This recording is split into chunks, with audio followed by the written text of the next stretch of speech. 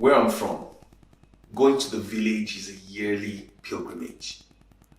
People come from all over Nigeria, from all over West Africa, from all over the world to celebrate in our shared community, to celebrate in our shared experiences, our cultures.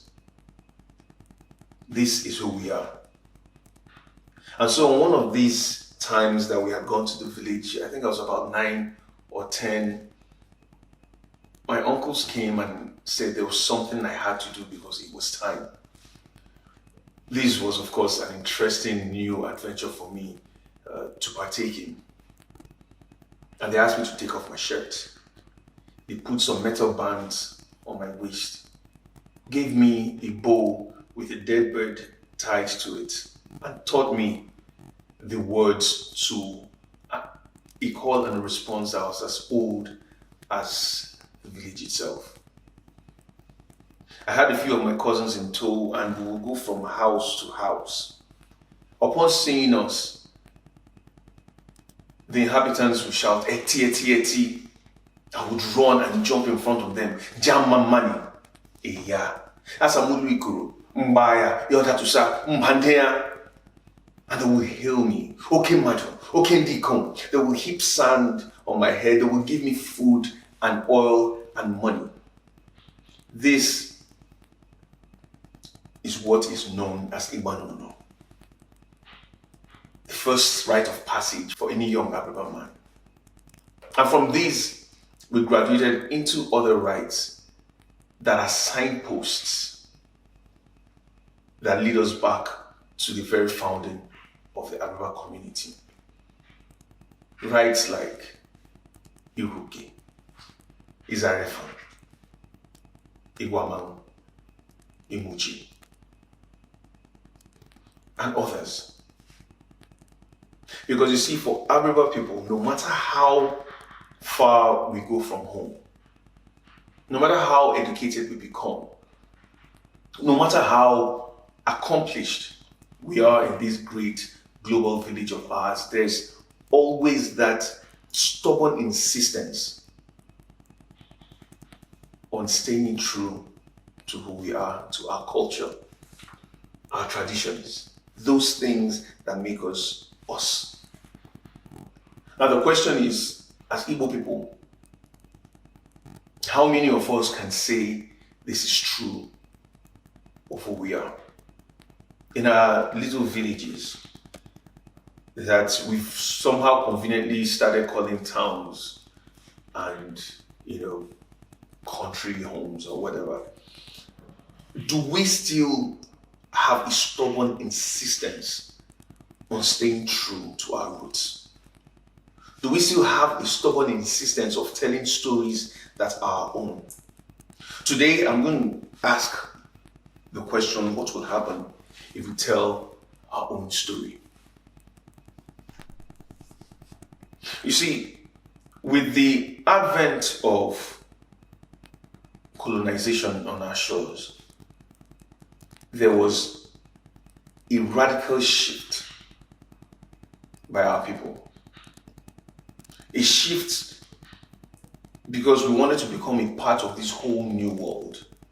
Although most of this was forced on us, but we also made a conscious effort to learn the new languages so that we can trade, to explore further, so that we can also interact with others and take advantage of the opportunities that lay.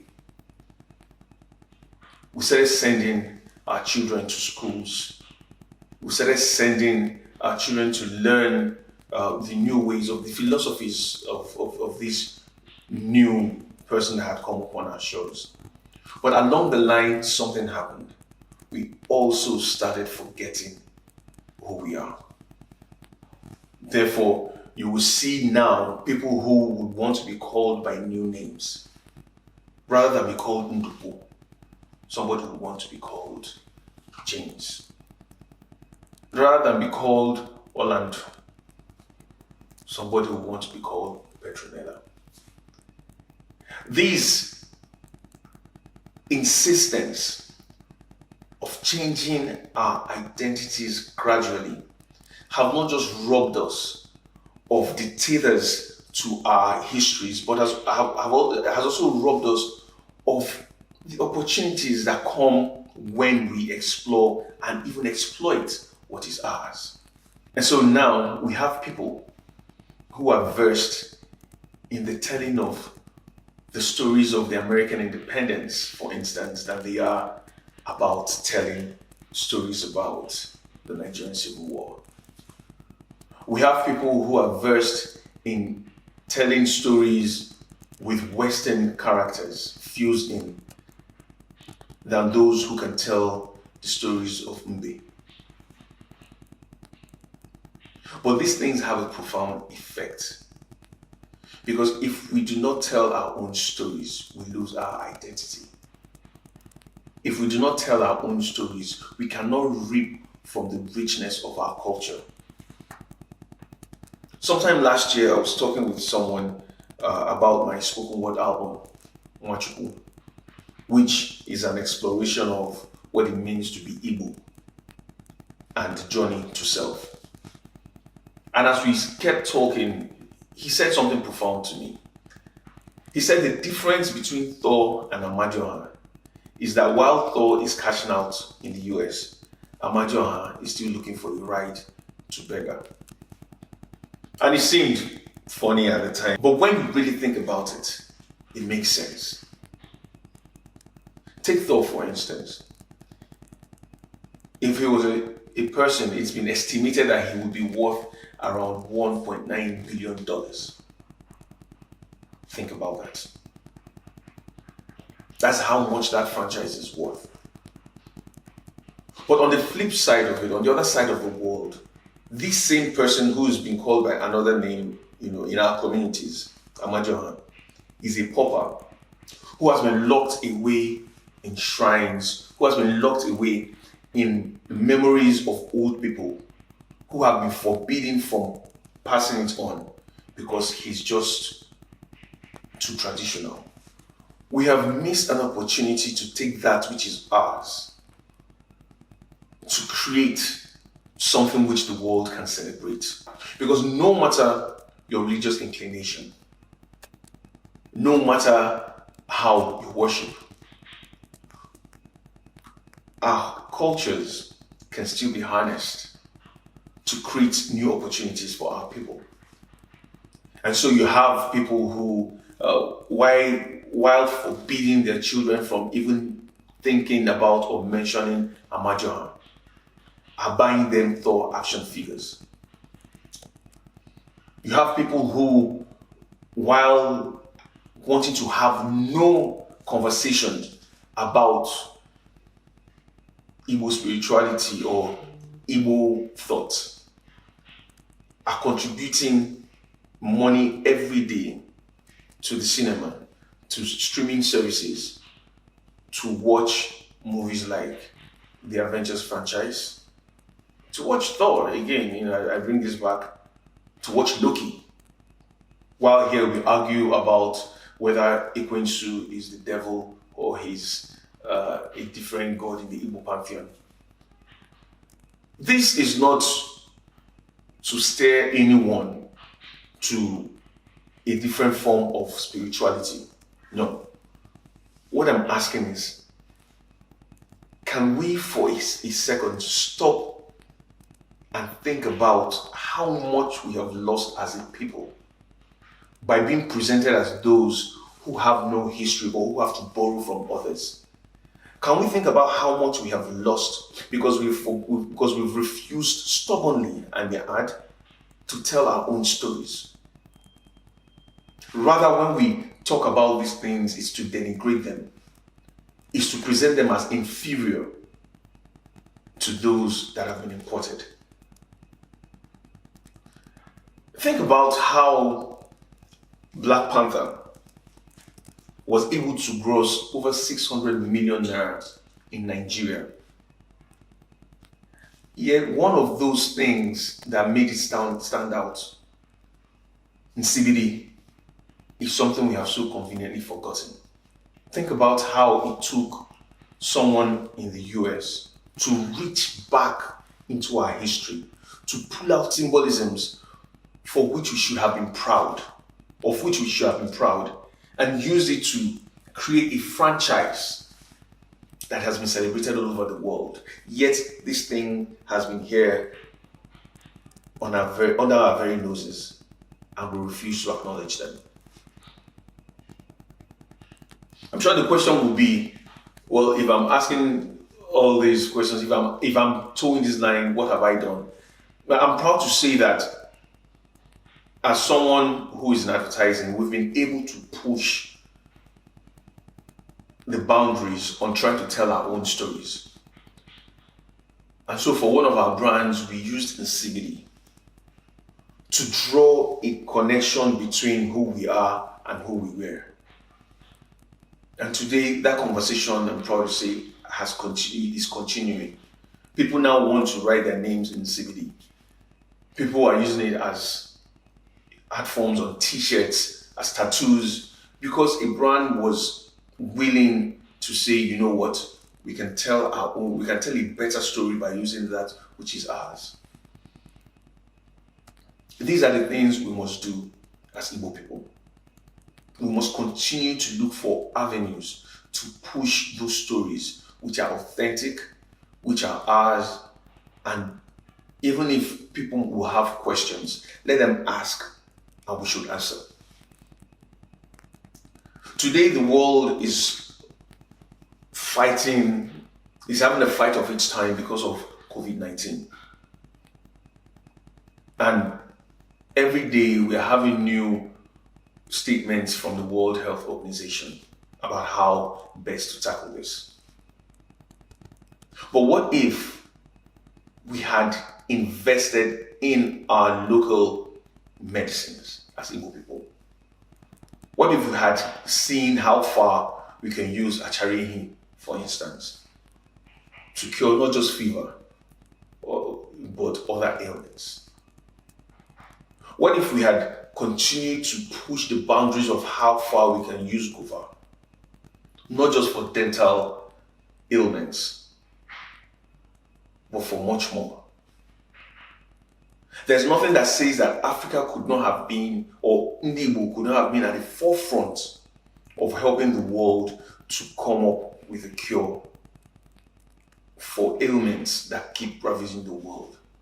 But as long as we do not push our own stories, as long as we do not push our own agenda, as long as we do not push that which is ours, we will always just keep looking from the sidelines and never be at the table when decisions are made. Look at our fashion industry. Today we are proud to say we are ladies and gentlemen when we wear nice evening gowns and almost strangle ourselves with ties. In this hot weather, we will don our suits and celebrate just how fashionable we are. But we forget those things that mark us out whenever we step onto the world stage. What would happen if we put aside the suits and ties and wore the etibo, for instance? What would happen if in our corporate spaces we started to dress like the people that we are? Imagine the pride of walking into a bank, a school, a meeting, wherever, and knowing immediately that this person is a Nigerian because this person is dressed as one. Knowing immediately that this person will want Fibu because she is dressed as one. What would happen? Imagine the number of jobs it would create for tailors in Aba if we said to ourselves, from now on, in the organizations where we have influence, we will dress as who we are. These are questions we should ask. Because as the world moves away from oil, as Nigeria as a country looks for more viable sources of income, we can go back to our past and look within. These are things we should ask ourselves. Is it so bad? Would it be so bad to tell our own stories? in the way we dress, in the food we eat, in the languages we speak, in the stories we tell, in what we invest in our arts. Today, many of us queue in museums in the Western world to look again at art that was stolen from our land. But we do not have such enthusiasm when we come back home, because we see these things that we pay to glance at abroad. Over here, we see them as idols and we hide them in shrines. Yet, we take money from our pockets and give someone who has no part in telling these stories, and they're earning from our culture, from our history, and at home, we denigrate them. There has to be a time when we stop and say to ourselves, it's time to take pride in our stories.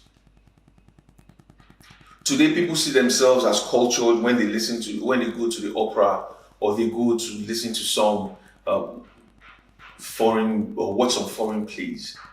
No one tells stories like us, but we just refuse to do so. Because to us, it is vernacular, it is wrong, it is bush, it is local. It says a lot about a people when we continue to denigrate who we are. What will happen if we do tell our own stories? If we switch on the TV and rather than watch PG Mask all the time, or whatever cartoons our children love to watch these days, we bring back Tales by Moonlight, animated, acted out, what would happen? Would we not have succeeded in instilling values in our children right from time through these art forms? What would happen really if we told our own stories? These days, we're excited about our tasting of foreign cuisine, but we've not explored beyond our locales in Igbo. I don't know if anyone listening now has had the sheer delight of tasting asoso yifendu. You probably haven't even heard of it. But these are stories we can tell through our cuisine. These are stories that the world can taste wherever they are, but we must tell it first.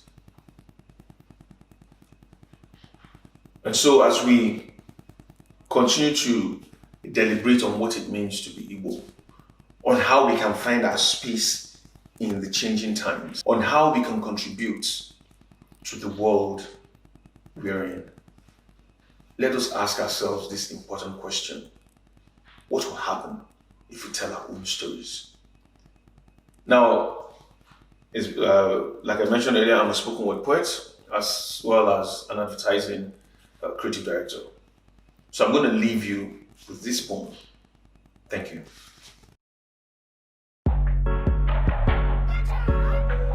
This is not a feel-good poem.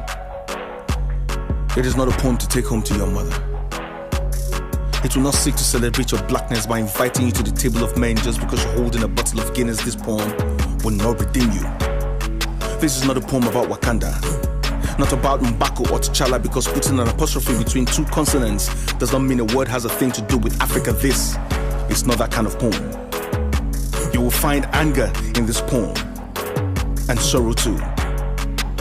You will find questions wedged between fact and fiction without a word said, because this poem will caution you with a wink of an eye. This poem was written by your grandmother and your grandfather, right before they crawled back into the belly of Annie as a certain communion with Amadioha. This poem was versed before your birth. This is not a feel-good poem. It will ask for your name and laugh in your face when you mention a character from a Hebrew lore. It will speak mysteries and proverbs you swear you've heard before but offer no interpretations. This poem will humiliate you. This poem is a lighthouse. It is a million fireflies down by the Niger River guiding you back to your hidden place. It is the prayer of your mother chained in the belly of the beast as she crosses the Atlantic. This poem is redemption and loss. A prayer and curse. This poem is an accusation.